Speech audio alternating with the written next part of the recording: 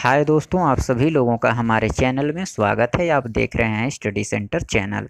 आज हम लोग यूपी डीएलएड से संबंधित हिंदी विषय के लघुत्तरी प्रश्न के बारे में जो जानेंगे, जो कि आपके परीक्षाओं में पूछा गया प्रश्न होंगे। तो चलिए शुरू करते हैं। प्रश्न इस प्रकार है, पेस्टालॉजी विधि का परिचय दीजिए। पेस्टालॉजी विधि क्या है? तो उत्तर होगा, इस विधि में बालक को सरल से जटिल की ओर ले जाया जाता है। उनको सबसे पहले अक्षरों का ही ज्ञान कराया जाता है और अक्षरों की आकृतियाँ विभिन्न टुकड़ों में विभाजित कर ली जाती हैं और इसके बाद टुकड़ों के योग से पूरे अक्षर की रचना कराई जाती है और उनको पहले वे ही वर्ण सिखाए जाते हैं जो कि अधिक सरल होते हैं।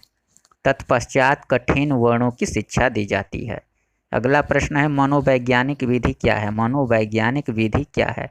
उत्तर होगा, मनोवैज्ञानिक विधि में बच्चों को पहले पूर्ण का ज्ञान कराया जाता है, इसके बाद अंश का ज्ञान कराते हैं, अर्थात उन्हें सर्वप्रथम पूरे वाक्य की शिक्षा दी जाती है और इसके बाद शब्द और अंत में अक्षरों की शिक्षा दी जाती है। और एक विद्वान ने इस संबंध में लिखा है कि बालक जब पाठशाला में भर्ती होने आता है तो वह छोटे छोटे वाक्यों में बोलना जानता है और वर्णमाला के विभिन्न अक्षर और उसके ज्ञान के लिए निरर्थक तथा सारहीन होते हैं। उनका अपने में कोई अर्थ नहीं होता है। आपस में मिलकर जब वे शब्दों अथवा वाक्यों के रूप में आते हैं तभी वे सार्थक बनते हैं, अर्थात उनका अर्थ होता है। अतएव शिक्षा शास्त्रियों ने इस विषय में जो प्रयोग किए हैं उनके आधार पर बालकों को पहले सार्थक शब्द अथवा वाक्य ही सिखाए जाते हैं। अगला प्रश्न है कि लिखने में बैठने का ढंग तथा कागज से दूरी क्या होनी चाहिए? उत्तर होगा, अच्छे आसन का लिखावट। अच्छे आसन का लिखावट पर बड़ा प्रभाव पड़ता है। अतएव कुछ भी लिखवाना आरंभ कराने के पहले अध्यापक को बच्चों के आसन पर ध्यान देना चाहिए और लिखने के लिए ऋण डेस्क का प्रयोग किया जाना चाहिए और शरीर जहाँ तक हो सके संतुलित रखा जाए और जांघें कुर्सी पर सीधी रखनी चाहिए। निचला भाग पैर का लंब रूप में रहे और पैर का तलवा फर्श पर टिका हुआ हो और दाएं हाथ से लिखा जाए और बाएं हाथ से कागज संभाला जाए और कापी और आँखों की दूरी कम से कम 1 फुट की होनी चाहिए। बच्चे मेज पर झुककर न लिखें, अर्थात अध्यापकों को बच्चों को बैठने के ढंग पर विशेष ध्यान देना चाहिए। अगला प्रश्न है, कलम पकड़ने की विधि क्या होनी चाहिए? कलम पकड़ने की विधि क्या होनी चाहिए? उत्तर होगा, बच्चों को इस प्रकार कलम पकड़ने का ढंग बताया जाए कि लिखते समय कलम अंगूठे और अंगुली के बीच आ जाए और कलम का मुंह कंधे से बाहर की ओर निकला हुआ होना चाहिए और लिखते समय हथेली का भाग स्पष्ट रूप से दिखते रहना चाहिए और कलम 45 अंश की कटी हुई होनी चाहिए। ऐसा करने से बच्चों के लेख सुंदर तथा सुडौल होते हैं। अगला प्रश्न है, लेखन सामग्री का महत्व बताइए। उत्तर होगा, स्पष्ट, साफ और सुंदर लिखने के लिए लेखन सामग्री का होना भी परम आवश्यक होता है। रायबर्न महोदय का यह कहना है कि प्राथमिक स्तर पर स्लेट और बत्ती का उपयोग किया जाए तो अच्छा है, क्योंकि इस स्तर पर स्याही का उपयोग करना ठीक नहीं होता है। अधिकांश विद्वानों का सदा से ही मत रहा है कि आरंभ में देवनागरी लिपि का शुभारंभ तख्ती पर किया जाना चाहिए और तख्ती पर्याप्त चौरस और ऐसी होनी चाहिए कि उस पर छात्र ठीक प्रकार से लिख सके और अक्षरों को स्पष्ट, चमकीला और उभरा हुआ होना चाहिए और चमकदार, तेज खरिया भी होना चाहिए, तभी अक्षरों में चमक आती है। और ऊंची कक्षाओं में नीब या होल्डरों का प्रयोग किया जाना चाहिए। जहाँ तक हो सके अध्यापकों को चाहिए कि वे बच्चों को फाउंटेन पेन के प्रयोग से बचने का आदेश दें। अगला प्रश्न है कि वर्तनी की अशुद्धियाँ करने के कारण बताइए। वर्तनी की अशुद्धियाँ करने के कारण बताइए। तो उत्तर होगा छात्र वर्तनी संबंधित जो अशुद्धियाँ करते हैं उनके अनेक कारण निम्नांकित हैं। पहला कारण, उच्चारण अशुद्ध होगा तो वर्तनी भी अशुद्ध होगी। दूसरा कारण ये है लिखने में शीघ्रता करना। तीसरा कारण आपका है कि सुलेख का अभ्यास न करना। चौथा कारण है क्षेत्रीय भाषा का खराब प्रभाव। और पांचवा कारण है मात्राओं के ज्ञान का अभाव। और छठवां जो कारण है शब्द लाघव की प्रकृति भी वर्तनी की अशुद्धि का एक कारण है। अगला कारण, सातवां कारण है कि शरीर में होने वाले विकार भी वर्तनी की त्रुटियों के कारण हैं। शरीर में होने वाले विकार भी वर्तनी की त्रुटियों के कारण हैं। आठवां कारण है कि लिखते समय भावावेश के कारण मन का अशांत होना। नौवां कारण है पुस्तकों में मुद्रण की अशुद्धियां भी एक कारण हैं। 10वां कारण है व्याकरण के ज्ञान का प्रभाव। और 11वां कारण है कि रूप रचना के ज्ञान की कमी। और 12वां लेखन में असावधानी करना। और 13वां कारण है लिपि के ज्ञान का अभाव। अगला प्रश्न है वर्तनी की अशुद्धियां सुधारने के उपाय बताइए। तो वर्तनी की अशुद्धियां सुधारने के उपाय निम्नांकित है। पहला है कक्षा में शिक्षक शुद्ध उच्चारण करे। दूसरा, छात्रों से शुद्ध उच्चारण कराना। तीसरा, कक्षा में खड़ी भाषा का प्रयोग कराना। चौथा, सुलेख का अभ्यास कराना। पांचवा, अशुद्ध शब्दों का अनेक बार लिखवाकर अभ्यास कराना। छठा, समान उच्चारण वाले अक्षरों के अंतर समझाना। सातवां, मुद्रण की अशुद्धियों का संशोधन करना। आठवां है व्यवहारिक नियमों का ज्ञान कराना।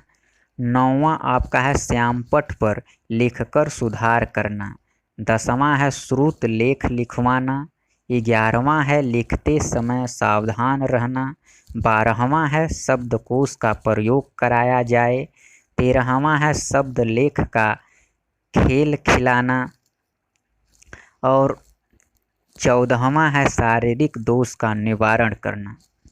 अगला प्रश्न है कि वाचन की प्रकृति स्पष्ट कीजिए। वाचन की प्रकृति स्पष्ट कीजिए। उत्तर होगा वाचन वह क्रिया है। वाचन वह क्रिया है जिसमें प्रतीक ध्वनि और अर्थ साथ साथ चलते हैं। और एक विदेशी लेखक कैथरीन ओकानर का कहना है कि वाचन यह जटिल अधिगम प्रक्रिया है जिसमें दृश्य, श्रव्य एवं गतिवाही सर्किटों का मस्तिष्क के अधिगम केंद्र से संबंध निहित है। और जीवन में वाचन का महत्व अधिक है और इसी कारण विद्यालयों में इसकी शिक्षा को महत्व दिया जाता है। अगला प्रश्न है लेखन कला को कुशल बनाने में सुलेख के महत्व पर प्रकाश डालिए। उत्तर होगा सुलेख का उद्देश्य सुंदर लेख लिखना होता है और लेखन कला को कुशल बनाने में सुलेख का बहुत महत्व है क्योंकि सुंदर अक्षरों में लिखे हुए वाक्य पढ़ने में, समझने में और देखने में अच्छे लगते हैं।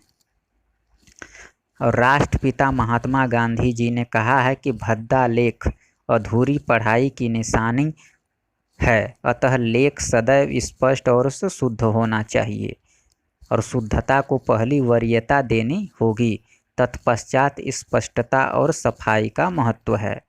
अगला प्रश्न है आक्षरिक लिपि से आप क्या समझते हैं। आक्षरिक लिपि से आप क्या समझते हैं। तो उत्तर होगा इसमें संकेतों को अक्षर के माध्यम से व्यक्त किया जाता था और वर्णों के माध्यम से नहीं।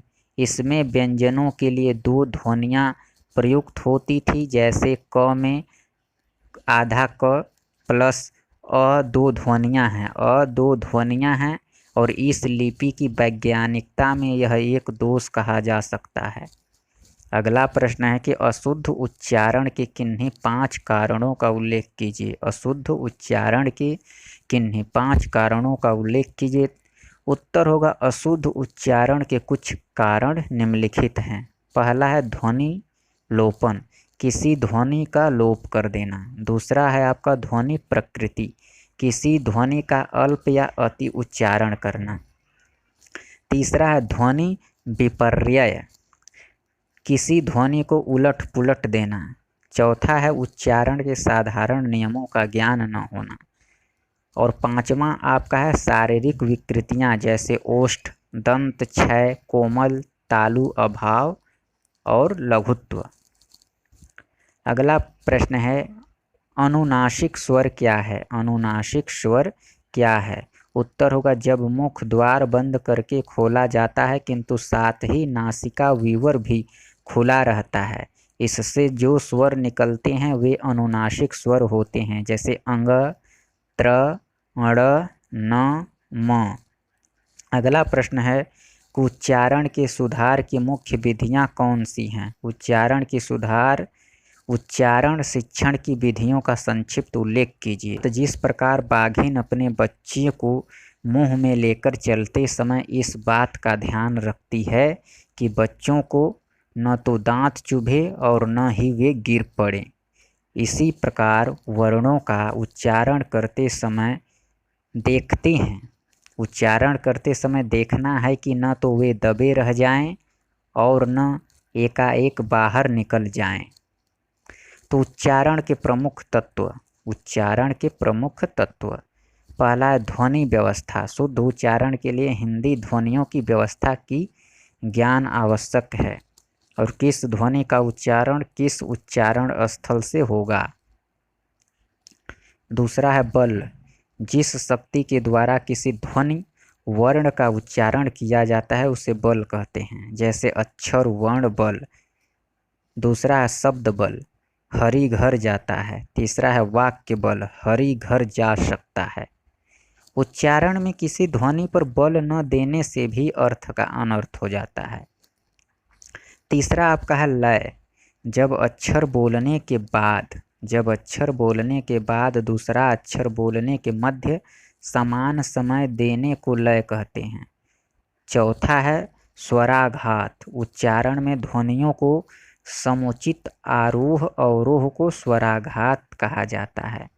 पांचवा है गति का अर्थ शब्द समूहों के मध्य में हिचकिचाहट अथवा रुकावट के बोलने से कम है। छठा आपका है विराम का अर्थ है रुकना, लंबे लंबे वाक्यों को शुद्ध रूप से पढ़ने के लिए यथास्थान पर रोकते हुए पढ़ना। अगला प्रश्न है कि पठन का क्या अर्थ है? आरंभिक स्तर पर पठन शिक्षण की 2 विशेषताएं लिखिए या वाचन का अर्थ लिखिए। तो देखिए भाषा के 2 रूप हैं, एक मौखिक और दूसरा लिखित। और मौखिक भाषा को बोला जाता है किंतु लिखित भाषा को वाचन पढ़ना ही होता है और लिखित भाषा को देखकर बोलना ही वाचन कहलाता है। और वाचन के पर्याय पठन और वाचना भी है। ल्यूइस के अनुसार वाचन एक साधन है जिसके माध्यम से बालक संपूर्ण मानवता के द्वारा संचित ज्ञान राशि से परिचित हो सकता है। संक्षेप में यह कह सकते हैं कि लिपि प्रतीकों की पहचान, अर्थ ग्रहण और उसका पूर्वापर संबंध जोड़ते हुए पूर्ण आशय समझ लेने का नाम पढ़ना, वाचना, पठन और वाचन है। वाचन के उद्देश्य निम्नलिखित है। बालकों में ऐसी क्षमता उत्पन्न करना कि वे पढ़कर उसके भाव ठीक ठीक समझ सकें। दूसरा है वाचन द्वारा छात्रों को शुद्ध उच्चारण का अभ्यास कराना। तीसरा है आपका पढ़ते समय स्वरों के उतार चढ़ाव तथा विराम आदि का ध्यान रखना। चौथा आपका है आत्मसात किए गए विषय को बालक दूसरों को भी समझा सके, उसमें ऐसी योग्यता उत्पन्न करना। अगला प्रश्न है वाचन के प्रकार बताइए। वाचन के प्रकार सस्वर वाचन, मौन वाचन। और सस्वर वाचन के 2 भेद होते हैं, आदर्श वाचन, अनुकरण वाचन। और मौन वाचन के 2 भेद होंगे, द्रुत वाचन, गंभीर वाचन। और अनुकरण वाचन के 2 भेद होंगे, व्यक्तिगत वाचन, समवेत वाचन। पहला सस्वर वाचन, सस्वर वाचन क्या होता है?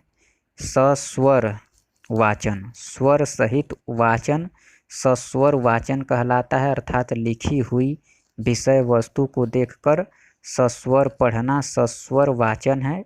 और सस्वर वाचन के दो भेद हैं, आदर्श वाचन, अनुकरण वाचन।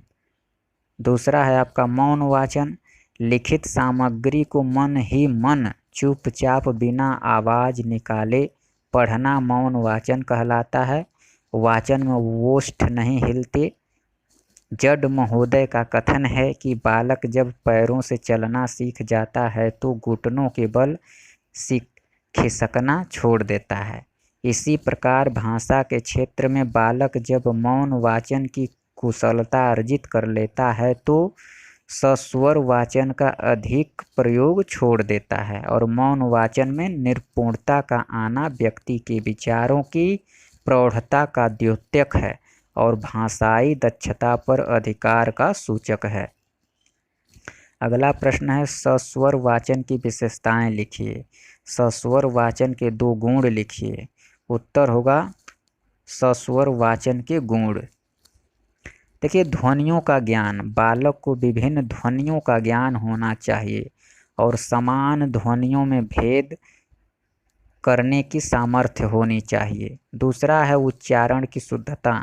उत्तम सस्वर वाचन में शुद्धता का एक विशेष महत्व है, अतः प्रत्येक शब्द का उच्चारण शुद्ध रूप में करना चाहिए। उच्चारण में अशुद्धता कई कारणों से आ जाती है, जैसे क्षेत्रीय प्रभाव के कारण, मनोवैज्ञानिक कारण, अज्ञानतावश गलती, अभ्यास करना, शिक्षक का अशुद्ध उच्चारण, उच्चारण स्थलों में दोष आदि। अतः परीक्षण के माध्यम से कारण का पता लगाकर उसे दूर करने का प्रयास करना चाहिए। तीसरा है विराम चिन्ह। अल्प विराम, अर्ध विराम एवं पूर्ण विराम का ध्यान रखकर पढ़ना चाहिए। रोको मत जाने दो। वाक्य में यदि रोको के बाद विराम करके पढ़ें तो एक अर्थ होगा और मत के बाद विराम करके पढ़ें तो दूसरा अर्थ होगा। चौथा है आपका स्पष्टता। स्पष्टता, वाचन स्पष्ट होना चाहिए। इसके लिए स्वर पर नियंत्रण आवश्यक है और इतना जोर से पढ़ना चाहिए कि सभी श्रोता सुन लें। और शब्दों के समूहों को एक श्वास में पढ़ते समय उसमें अर्थ की संगति का ध्यान रखा जाए। प्रत्येक वर्ण का उच्चारण पृथक रूप में ही किया जाए। पांचवा है उपयुक्त बलाघात। बल शक्ति की वह मात्रा है, बल शक्ति की वह मात्रा है जिसके द्वारा कोई वर्ण या शब्द उच्चारित किया जाता है।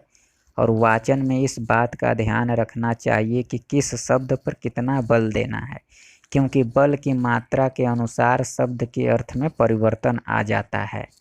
जैसे, हे प्रभु मुझे एक सिलवान पुत्र दीजिए। इस वाक्य में यदि पुत्र पर जोर देते हैं तो इसका अर्थ होगा पुत्र ही चाहिए, पुत्री नहीं। यदि सिलवान पर जोर देकर पढ़ेंगे तो उसका अर्थ होगा सिलवान ही चाहिए, सील रहित कदापि नहीं। यदि उपयुक्त वाक्यों में इन शब्दों पर जोर नहीं दिया जाएगा तो उसका अर्थ होगा पुत्री भी चलेगी और सीलवान रहित भी चलेगा। अतः साधारण रूप में कहने एवं बलाघात करते हुए कहने से अर्थ में परिवर्तन आता है और इसलिए यथास्थान उपयुक्त बलाघात करना चाहिए। अगला है प्रवाह। वाचन में प्रवाह का ध्यान रखा जाए। वाचन में प्रवाह का ध्यान रखा जाए। गति पर नियंत्रण आवश्यक है, न तो बहुत द्रुत गति से पढ़ना चाहिए और न रुक कर धीरे धीरे। सातवां है अर्थ की प्रतीति। सुंदर वाचन वह है तो पढ़ते समय शब्दों का अर्थ ग्रहण करता चलता है। यदि गति, लय, उच्चारण, विराम आदि का ध्यान रखकर वाचन किया जा रहा है तो अर्थ की प्रतीति स्वाभाविक रूप से होती चलेगी। आठवां, स्वर में रसात्मकता। अच्छा वाचक कर्कश ढंग से नहीं पढ़ता है, न ही उसमें रूखापन रहता है, वरन सरल ढंग से मधुरता के साथ शब्दों का उच्चारण करता है और करुण रस की प्रधानता होने पर ओज नहीं दिखाना चाहिए। 9वां है आपका वाचन की मुद्रा। वाचन करते समय अच्छा वाचक अनावश्यक ढंग से सिर नहीं हिलाता, हाथ नहीं पटकता, मेज नहीं पटकता, उंगलियों को नहीं नचाता, पैर से तबला नहीं बजाता और पुस्तक को विकृत ढंग से नहीं पकड़ता, न झुक कर पकड़ता और न अकड़ कर पकड़ता है। 10वां है रुचि। पढ़ते समय अच्छा वाचक पढ़ने में रुचि लेता है, उसे वाचन में आनंद आता है, उसकी रुचि देखकर श्रोता भी आनंद लेते हैं। वाचन में उसे न तो ऊब आती है और न ही इसे वह व्यर्थ का काम समझकर टालता है। अगला प्रश्न है कि मौन वाचन का अर्थ तथा प्रकार लिखिए। मौन वाचन का अर्थ तथा प्रकार लिखिए। तो मौन वाचन का अर्थ लिखित सामग्री को मन ही मन चुपचाप बिना आवाज निकाले पढ़ना मौन वाचन कहलाता है। मौन वाचन में ओष्ठ नहीं हिलते हैं। जड महोदय का कथन है कि बालक जब पैरों से चलना सीख जाता है तो घुटनों के बल खिसकना छोड़ देता है। इसी प्रकार भाषा के क्षेत्र में बालक जब मौन वाचन की कुशलता अर्जित कर लेता है तो सस्वर वाचन का अधिक प्रयोग छोड़ देता है। और मौन वाचन में निपुणता का आना व्यक्ति के विचारों की प्रौढ़ता का द्योतक है और भाषाई दक्षता पर अधिकार का सूचक है।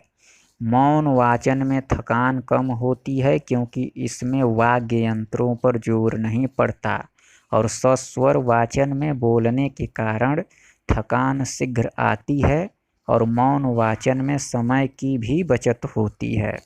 श्रीमती ग्रे एवं रीस के एक परीक्षण द्वारा यह पता चलता है कि कक्षा 6 के बालक 1 मिनट में सस्वर वाचन में 170 शब्द बोलते हैं और मौन वाचन में इतने ही समय में 210 शब्द बोलते हैं। और मौन वाचन द्वारा एक छात्र दूसरे छात्र के वाचन में बाधा उपस्थित नहीं करता और सामूहिक वाचन के लिए मौन वाचन सर्वोत्तम है।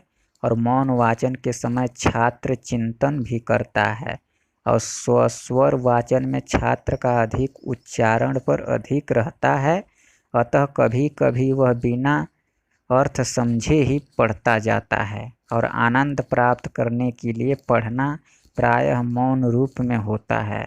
और मौन वाचन के अवसर पर अध्यापक को छात्रों के पठन का निरीक्षण करना चाहिए और यह देखना चाहिए कि छात्र मौन पठन के स्थान पर फुसफुसाया कर तो नहीं पढ़ रहे हैं और पंक्तियों में उंगलियां तो नहीं फेर रहे हैं। और मौन वाचन के 2 भेद हैं, द्रुत वाचन और गंभीर वाचन। और बेकन ने लिखा है कि कुछ पुस्तकें गहन अध्ययन की दृष्टि से पढ़ी जाती हैं और कुछ केवल निगल ही जाती हैं और कुछ केवल स्वाद के लिए पढ़ी जाती हैं। बेकन के उपर्युक्त कथन में भी स्पष्ट होता है कि मौन पठन के 2 प्रकार हैं। अ है द्रुत मौन पठन। द्रुत मौन वाचन का उद्देश्य विशेष रूप से मनोरंजन की प्राप्ति है। पुस्तकालय अथवा घर पर विभिन्न पत्र पत्रिकाओं समाचार पत्रों को पढ़ना इस प्रकार के मौन पठन के ही अंतर्गत आता है। और द्रुत पठन के नाम से भी स्पष्ट है कि शीघ्रतापूर्वक किया जाने वाला पठन, इसमें विषय वस्तु सरल एवं बोधगम्य होती है। और द्रुत मौन पठन के निम्न उद्देश्य हैं। पहला है सीखी हुई भाषा का अभ्यास करना, दूसरा है साहित्य से परिचय प्राप्त करना, तीसरा है अवकाश का सदुपयोग करना, चौथा आपका है सूचना एकत्र करना, पांचवा है आनंद प्राप्त करना। अगला है गंभीर मौन वाचन। गंभीर मौन वाचन गंभीर अथवा गहन पठन उस विषय वस्तु का किया जाता है जो सारगर्भित, तथ्यात्मक तथा क्लिष्ट भाषा में बद्ध होती है, जिसमें अधिक चिंतन की आवश्यकता होती है और गंभीर वाचन में पाठ्य वस्तु के प्रत्येक शब्द को पढ़ना व समझना आवश्यक होता है। गंभीर मौन पठन के अग्र उद्देश्य हैं। पहला है भाषा पर अधिकार करना, दूसरा है विषय वस्तु पर अधिकार करना, तीसरा है नवीन सूचना एकत्र करना, चौथा है केंद्रीय भाव की खोज करना।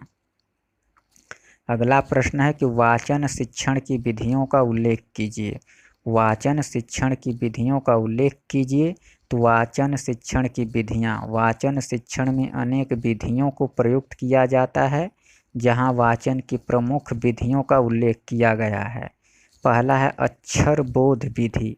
यह सबसे प्राचीन शिक्षण विधि है। इसमें सर्वप्रथम हिंदी वर्णमाला का क्रमबद्ध ज्ञान कराया जाता है, इसलिए इसे अक्षर बोध विधि कहा जाता है।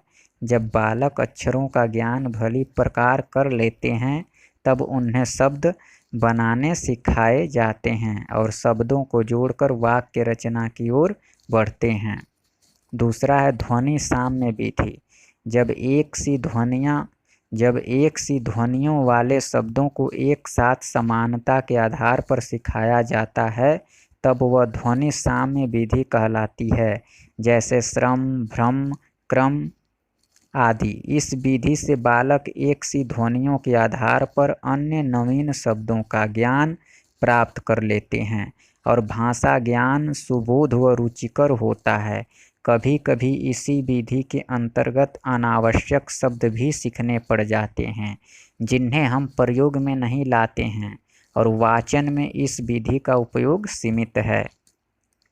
तीसरा है देखो और कहो विधि। देखो और कहो विधि, इसमें छात्र के सामने शब्द के साथ चित्र भी प्रस्तुत किया जाता है और छात्र को पहले देखकर कुछ समझता है, फिर बोलता है। इस विधि में यह आवश्यक है कि चित्र छात्र के ज्ञान क्षेत्र के अंतर्गत हो और श्यामपट पर चित्र बनाकर अथवा दिखाकर उसके सामने शब्द लिखकर पढ़ने का सही अभ्यास कराया जाता है। जैसे कमल का फूल दिखाकर कमल शब्द का उच्चारण करवाना। यह विधि आकर्षक एवं रोचक है। इसमें चित्र के साथ ही बालक के मानस पटल पर शब्द भी अंकित हो जाते हैं और धीरे धीरे बालक अन्य शब्द भी बताने लगता है। यह एक मनोवैज्ञानिक विधि है, क्योंकि अर्थ की इकाई शब्द है, वर्ण नहीं, और इस विधि से पठन की गति तीव्र हो जाती है और छात्र प्रत्येक वर्ण पर अटकता नहीं है। और यह प्रारंभिक स्तर के लिए उपयुक्त है, परंतु केवल कुछ शब्दों व क्रियाओं को ही इस विधि के द्वारा बताया जा सकता है। अतः इसका क्षेत्र सीमित है और इस विधि द्वारा अमूर्त ज्ञान को भी स्पष्ट नहीं किया जा सकता है, क्योंकि भाववाचक शब्दों के चित्र बनाना एक कठिन कार्य है। अगला है वाक्य शिक्षण विधि। वाक्य शिक्षण विधि, इस भाषा का ज्ञान शब्द से प्रारंभ करने के बजाय वाक्य से प्रारंभ किया जाता है। मनोवैज्ञानिक का विश्वास है कि बालक मनोभावों को न तो अक्षरों द्वारा प्रकट कर सकता है और वह अक्षरों को जोड़कर शब्दों का निर्माण ही कर सकता है, और बालक अपने मनोभावों को पूरे वाक्यों में ही ठीक प्रकार से प्रकट कर पाते हैं। अतः इस विधि के समर्थकों के अनुसार पढ़ना सिखाने के लिए वाक्य शिक्षण विधि को ही आधार बनाया जाना चाहिए। और इस विधि में वाक्य श्यामपट या चार्ट पर लिखकर या चित्र दिखाकर उसके नीचे उपयुक्त संगत व सार्थक वाक्य लिखकर छात्रों के समस्त प्रस्तुत किया जाता है, और छात्र चित्र देखते हैं और अध्यापक के उच्चारण के अनुसार फिर स्वयं वाक्य उच्चारण करते हैं, और इस प्रकार वे विभिन्न वाक्यों को याद करते हैं। पांचवा है अनुकरण विधि। पांचवा है अनुकरण विधि। इस विधि के अनुसार अध्यापक एक एक शब्द का उच्चारण करता जाता है और बालक उसका अनुकरण करते रहते हैं। इसे सुना और कहो विधि भी कह सकते हैं। इस विधि का प्रयोग करते समय शिक्षक को इस बात का ध्यान रखना चाहिए कि उसका उच्चारण शुद्ध हो तथा कक्षा के सभी छात्र शिक्षक का अनुकरण कर अवश्य बोलें। कई छात्र सामूहिक रूप से बोलने पर स्वयं चुप रह जाते हैं। ऐसे छात्रों के पिछड़ जाने की संभावना बनी रहती है।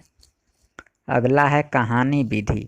यह विधि वाक्य शिक्षण विधि का दूसरा रूप है। अनेक चित्रों की सहायता से कहानी बालकों को सुनाई जाती है और चित्रों के नीचे बड़े बड़े अक्षरों में वाक्य लिख दिए जाते हैं और यह वाक्य कहानी से संबंधित होते हैं और कहानी विधि छोटे बालकों के लिए विशेष लाभदायक होती है। और इस विषय में मंजिल लिखते हैं, मुझे विश्वास है यद्यपि स्वरोच्चार वर्णोच्चार विधियों से प्रौढ़ व्यक्ति यथेष्ट प्रगति कर सकते हैं, किंतु बच्चे नहीं।